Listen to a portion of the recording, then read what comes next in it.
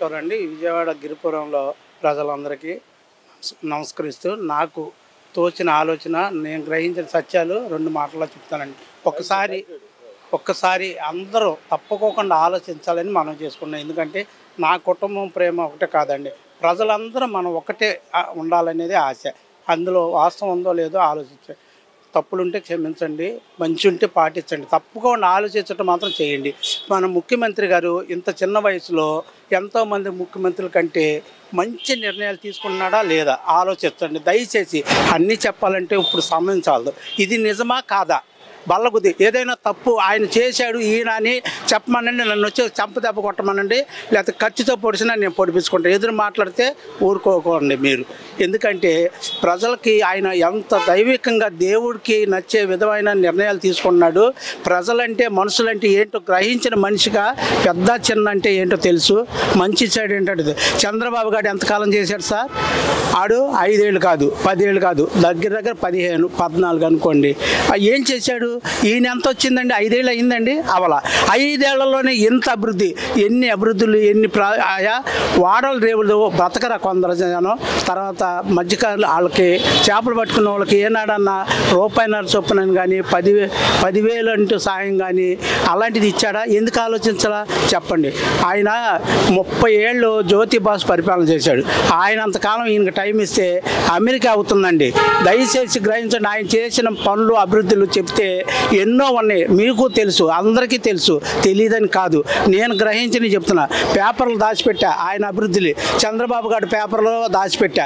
అభివృద్ధి ఎంత ఉందో ఎక్కడెక్కడ ఉన్నాయన్నీ ఈయన కాగితాలు 20 ఉంటే ఆయన కాగితాలు 2 కూడా లేవు.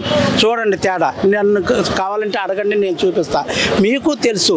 ఇది మాత్రం మనం గ్రహిస్తే ఇదిగో పిల్లలు చూడండి, ఎవరో కన్నా పిల్లలకి చదివించుకునే అవకాశం మానిపిస్తే ఎట్లాగా అని చెప్పేసి ఆయన ఎంతో కొంత ఆశ చూపించి తల్లిదండ్రులకి ఈ డబ్బుల వల్ల పంపుతారనే ఐడియాతో ఎంత డబ్బు సమకూరుస్తున్నాడు. ఇది ఎలా వస్తుంది సార్? దయచేసి చెప్పండి. ఎవరైనా సరే, ఎవడని కాదులేదు సారీ, ఎవరైనా సరే సైంటిస్టులు కానీ మేధావులు కానీ వాళ్ళ అమ్మ మొగుళ్ళు కానీ ఆలోచించి ఈ డబ్బు ఇట్లా సర్దొచ్చని చెప్పండి. నన్ను వచ్చి ఒక చెప్పు దెబ్బ కొట్టండి. మీరు చెప్తే చాలు, చెప్పలేరు. ఆయనకున్న అది దైవికంగా ఆయన దీవెనలు ఉన్నాయి. ఏ దేవుడు అని కాదండి, దేవుడి దీవెనలు మాత్రం ఉన్నాయి. ఆయనకు అందరు దేవుళ్ళు దీవిస్తారండి. నాకైతే యేసు ప్రభు వారే, యేసు ప్రభు నమ్ము సమస్య మీరు అడుగుడి ఇవ్వబడి అన్నాడు. ఈ మాటని ఆయన బాగా గుర్తుంచుకున్నాడు. దేవుణ్ణి అడుగుతున్నాడు సార్. లేకపోతే ఏంటి సార్ కరోనా వచ్చినాక ఎంత నష్టపోయాం, సంపాదన లేదు సార్. అయినప్పటికీ నెట్టుకొచ్చాడా లేదా? ఎంతో కొంత. చంద్రబాబు గారు అయితే 100,000 మంది చచ్చిపోయాడు సార్. ఏమంటాడంటే వాళ్ళు సావాలు చేస్తారు, మనమే ఎక్కడ చేస్తామండి, ఎవరు తిప్పలాడు పడాలి, మనమే ఎక్కడ చేయగలం, ఎంత అని చేస్తాం అంటాడు. ఆలోచించడం మానేసి మెదలకొని కూర్చుంటాడు. వాళ్ళు మాత్రం నీకు ఇది అందిందా, ఇంకేం కావాలి అని అన్నిట్లో సాయం చేస్తాడు. వాడు అంత వలపచ్చండి, వాడిని నమ్మటానికి వీల్లేదు. దయచేసి చంద్రబాబు గారి చరిత్ర చూడండి. ఆయన ముఖ్యమంత్రి అయిన కాడి నుంచి ఆయన ఇచ్చిన వాగ్దానాలు ఆయన ఎన్ని ఇచ్చాడు సార్? 1 కోటి వరాలని ఇచ్చాడు సార్. ఒకసారి గుర్తుంచుకోండి సార్. చంద్రబాబు గారు ఎందుకు నెరవేర్చలేదు సార్ చెప్పండి? స్వార్థపరుడు. ఈయన నవరత్నాలు ఏదన్నాడు 11, 9 మొత్తం నెరవేరుస్తున్నాడా? ఒక్కటంటే ఒకటేమో ఆగి ఉండొచ్చు, 2 అంటే 2 ఆగొచ్చు. 100లో మరి ఆడెన్ని 650 వచ్చాయిగా. ఎన్ని 10 అన్న చేశాడా, 8 అన్న చేశాడా, 6 అన్న చేశాడా? చూపిమానండి.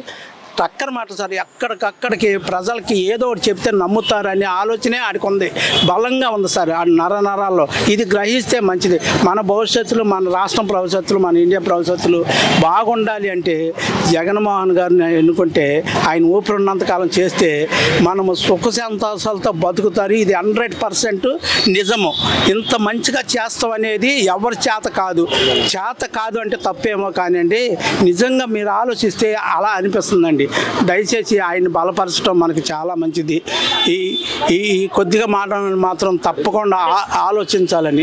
షర్మిల గారు డెవలప్మెంటే జరగలేదు అంటున్నారా జగన్ పాలనలో? అయ్యా ఆమెకి ఏం తెలుసు నాన్న, ఆమె ఇంట్లోంచి బయటకు వస్తుందో అక్కడ మాటలు అక్కడ చెప్తే అడుగున ఆమెనే మూసేశారు సార్. ఎందుకో తెలుసా?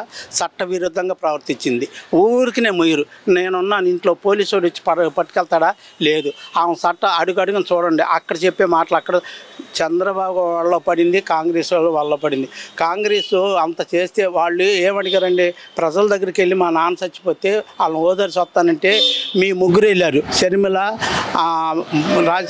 కొడుకు జగన్ గారు అన్న ముగ్గురు వెళ్తే ఏమంది, ముగ్గురు వెళ్ళినందుకన్నా అభిమానం చూపించిందా? వెళ్ళటానికి వీలు లేదు అని అంది. ఎందుకు అందండి? ప్రజల మీద ప్రేమ ఉంటే వెళ్ళని, ప్రజల దగ్గరికి వెళ్ళటం మంచిదే కదా, ఆయన చెప్పేది ఏదో చెప్తాడు, మనం చేసేది చేద్దాం అనుకుందా? వద్దు అని ఆర్డర్ వేసింది. వద్దు అని ఆర్డర్ వేస్తే నేను ఎలా చేయగలనమ్మా, అయితే నేను తప్పుకుంటే నేను చేయగలుగుతానని వచ్చాడు. ఆయన ధైర్యం ఏంటి సార్? అసలు ఒక్కడగా వచ్చి ఇప్పుడు అంత ఎత్తేదిగాడు. ఫస్ట్లో కూడా గెలిచేవాడు సార్. ఆయన ఓడిపోవటానికి కొద్దిగా తక్కువలో ఓడిపోయాడు. ఎందుకని? అబద్ధాలు చెప్పలేకపోయాడు. రుణమాఫీ చేయండి అని స్వయంగా నేనే ఉన్నాండి, ఇక్కడ ఎమ్మెల్యే గారు వాళ్ళు సలహా ఇస్తే ఆయన తిరస్కరించారండి. మనం చేయగలిగిందే చెప్పాలి కాబట్టి హామీ ఇవ్వలేమో, మనకు సాధ్యం కాదు, అది పెద్ద అమౌంట్ అన్నాడండి. ఆనాడే గెలిచాడు. చంద్రబాబు గారిలాగా 600 కాదు 100 హామీలు ఇచ్చినా చేశాడా సార్? 600 పక్కన పెడదాం, 600 అవసరం ఇవ్వాలి. మాయ మాట చెల్లని రూపాయికి గీతలు ఎక్కువ సార్. చంద్రబాబు గారు 600 హామీలు ఇవ్వడానికి ఐడియా మనుషుల్ని పడేసుకోవాలని, అందరినీ ఒప్పించాలని. అంత కిలాడి, ఆడంత కిలాడి అస్సలు లేడండి మనిషి పుట్టకలో. షర్మిల కూడా మోసపోతుందండి. షర్మిల అమ్మ రక్త సంబంధం ఆలోచించరా, ఎలాంటి అన్నయ్య అమ్మ, ఎలా తిరిగావమ్మా, ఏం చెప్పావమ్మా, ఆ చెప్పిన మాటలు ఏంటమ్మా, ఇప్పుడు అబద్ధమా చెప్పు తల్లి, ఆలోచించు.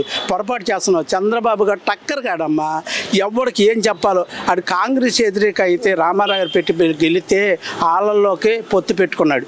అది మనసొప్పిత్తమ్మ. హృదయం ఉన్నవాడైనా, మనిషి జన్మ ఎత్తినవాడే నువ్వు చెప్పు. మనిషి జన్మగా పుట్టావు. హృదయం అంటే ఏంటో తెలుసా? మానవత్వం అంటే ఏంటో తెలుసా? ఆ విలువలు అంటే ఏంటో తెలుసా? మంచి ఏంటో చెడు ఏంటో తెలుసా? తెలిస్తే ఆ మాట అన్నదానివి ఇవాళ నేను జగనన్న వదిలిన బాణం అన్నావు. ఎందుకు అన్నావమ్మా చెప్పు. ఆ బాణం ఇప్పుడు ఏమైంది? జగన్మోహన్ గారికి వ్యతిరేకంగా అంటే ఆనాడు చెప్పింది తప్ప అది చెప్తావా? వచ్చి చెప్పగలవా? కాబట్టి ఇది వద్దమ్మా. నువ్వు స్వార్థం కోసం, నీకు లైఫ్ లేదని, నీ భర్త సేవకుడు అలా బతకండి, మీకు ఉండే గౌరవం వేరమ్మా. అలాగుండు నువ్వు. అసలు ఏ పదవి వద్దమ్మా, నీకు కుదరదు. అన్న మీద వ్యతిరేకంగా వచ్చావంటే ఇది చాలా పొరపాటు అమ్మా. నీకు పొరపాటు అనిపించట్లేదేమో. ఎందుకు అనిపిస్తుంది అంటే, ఒక పదవిలో ఉండి నేను ఏదో ఒక అందరిలో ఇదవ్వాలి అని, అది ఎందుకమ్మా చెప్పు? మనిషి ఎంతకాలం బతుకు? అంటే షర్మిల గారు సులాభంతోనే కాంగ్రెస్ దగ్గర 100% కాదని నా దగ్గరికి వచ్చి అనమానండి.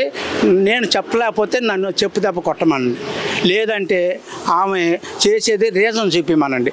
ఆనాడు జగనన్న వదిలిన బాణం అని ఎందుకు అన్నావు? మంచితనము న్యాయంగా ఉండబట్టేగా. అయితే ఇప్పుడు ఆయన అంతలోనే చెడిపోయాడు. ఏం చెడు చేశాడు? ఎంతమందికి అసలు ఏంటి వృద్ధులు పింఛన్లు ఎంతమందికి ఇస్తున్నాడండి? అసలు ఎలా ఇవ్వగలుగుతున్నాడండి? డబ్బు ఎక్కడి నుంచి వస్తుందండి? ఎలా ఇవ్వగలుగుతున్నాడు? అందరికి జీతాలు ఇస్తున్నాడు, ఎలా ఇవ్వగలుగుతున్నాడు? ఇదివరకు అదే బడ్జెట్లో ఇవాళ ఆయన 30-40 లక్షలు అయితే ఇవాళ 64 లక్షల మంది పింఛన్లు. ఎంత ఎక్కువ అండి, ఎంత ఎక్కువ. అంటే అప్పుడు చంద్రబాబు చేసిన అప్పు కంటే ఇప్పుడు జగన్మోహన్ రెడ్డి అప్పులు ఎక్కువ ఉన్నాయి అంటున్నారు కదా. ఇది అందుకనే సవాలు. ఇప్పుడు ఛాలెంజ్ అండి దాన్ని. ఆ పురంధేశ్వర గారు తెలియక అది టక్కర్. బీజేపీ ఇంకా అసలు కిరాతకులు అండి. ఆ తర్వాత ఈ అప్పులు కనుక 10 లక్షలు కనుక చూపిమనండి, నా మెడకాయ కోసేమనండి, ఎదురు చెబితే అప్పుడు అడగండి. అదే మాట షర్మిల కూడా అన్నారు కదా, ఏమని? అప్పులు ఎక్కువైపోయాయి తెలియక మాట్లాడుతున్నా. ఆడు వల్ల పడిందండి. చంద్రబాబు గారు నిజం తెలుసండి. అసలు ఆడు కావాలని అబద్ధం ఒకటే ఆలోచించాలండి. చంద్రబాబు గారు మనిషి కాదండి. అంటే షర్మిల చంద్రబాబుని సీఎం చేయడానికి కాంగ్రెస్ జరిగిందంటారా? వాళ్ళ పన్నాగం వాడు కొద్దిగా ప్రజల దగ్గర కొట్టించుకొని నిలబడటం కోసమేనండి. వాళ్ళు పొరపాటున్నారండి. జగన్ బతుకున్నంత కాలం అండి జ్యోతి బాసులాగా నేను చేయలేని పదవి అనేదాకా ఉంటాడని నాకు నమ్మకం ఉందండి. ఎందుకంటారా? ఆయన పదవులు ఆయన ఖర్చు పెట్టి డబ్బు ఎంత సార్? ఎవరికి చూసినా ఏదో అంగన్వాడీలకి ఎంత జీతం సార్? ఆనాడు 350 ఎంతో 11,000 చేశాడు. తర్వాత ఇంకా కొద్దిగా ఇప్పుడు ఎక్కువ అనుకోండి. మళ్ళీ ఇప్పుడు చంద్రబాబే పెంచాను అంటున్నాడు కదా దాన్ని. ఆడు పెంచితే వాళ్ళు చూడండి, ఆయన పెంచితే నిరూపించమనండి, తప్పులేదు, నేను కాదంట్లా. ఒట్టిదేనండి, మాటలు చెబుతాడండి. ఆయన మాట ఈయన ఆలోచించాల్సింది ఏంటంటే, నేను తెలుగుదేశం ఆఫీస్లో మీటింగులకి నేను వెళ్ళేవాడిని సార్. నేను చెప్పులు పని చేస్తా. అక్కడ నాయకులు కొందరు పేర్లు గుర్తులేదు కానీ పాలిష్ చేసి తీసుకురా మేస్త్రి అంటే నేను వాళ్ళ ఆఫీస్కి వెళ్ళాను. ఎక్కడ రేడియో స్టేషన్ కాడ ఆఫీస్కి వెళ్ళాను, నక్కల రోడ్లో ఆఫీస్కి వెళ్ళాను. వాళ్ళ బీజేపీ వాళ్ళ ఆఫీస్ నక్కల రోడ్లో ఉంది. వాళ్ళ మనుషులండి. వాళ్ళ మీటింగ్లు అప్పుడు మనుషుల్లాగా న్యాయంగా ఆలోచిస్తారండి. స్వార్థంతో వాళ్ళు ప్లాన్లు వేస్తారండి. కడుపు మండిపోయి విలేకరులేమో ధైర్యం చేసి అది షూట్ చేయాలంటే చేయలేరండి. ఎందుకంటే వాళ్ళు జనం ఎక్కువ ఉండి వాళ్ళ దగ్గర లాక్కొని వాళ్ళకి చంపదెబ్బ వేసే పరిస్థితి కూడా ఉంటుంది. అందుకని వీళ్ళు మానవత్వంతో దడిసి లేదా వాళ్ళ మీటింగ్లు పెట్టినప్పుడు అప్పుడు మీరు టీడీపీ కార్యకర్త మీరు అప్పుడు? కాదండి, నాకు కాంగ్రెసేనండి ఫస్ట్ నుంచి. అయితే టీడీపీ అని సులకనగా చూసేవాడు కాదు. ఎందుకంటే అందరం పార్టీలు నెగ్గుతాయి, నెగ్గుతాయి. కానీ మంచి చేసిన వాడిని బలపరచాలి. ఇది నా పద్ధతి. ఎవరు తప్పు చేయని ఎవరైనా సరే. కాబట్టి ముందు ముఖ్యంగా చంద్రబాబు మోసగాడు సార్, జగన్ గారు చాలా మంచివాడు సార్. ఇది ఆలోచించండి. ఈ రెండిట్లో ఆయన చేసిన పనులు అసలు జగన్ గారు ఎంత వినయంగా మాట్లాడుతూ నుంచుంటాడు సార్. ఆయన చూడండి సార్, అక్కడే కనపడుతుంది కదా సార్. రాజశేఖర రెడ్డి గారు ఉన్నప్పుడు 9 పార్టీలు 9 పార్టీలు ఫస్ట్గా గెలిచాడు. తర్వాత 2-5 సంవత్సరంలో 8 పార్టీలు ఒక్కళ్ళే జంప్ అయిపోయారు, గెలిచాడు. ఎంతమంది 8 పార్టీలు. ఒక్కడే ఫస్ట్ నేను భుజాన్ని వేసుకున్నాడు. ఆయన మంచి మాటలు చెప్పాడు, లైక్ చేశారు. అది యథార్థం. తర్వాత జగన్ గారు వచ్చాడు.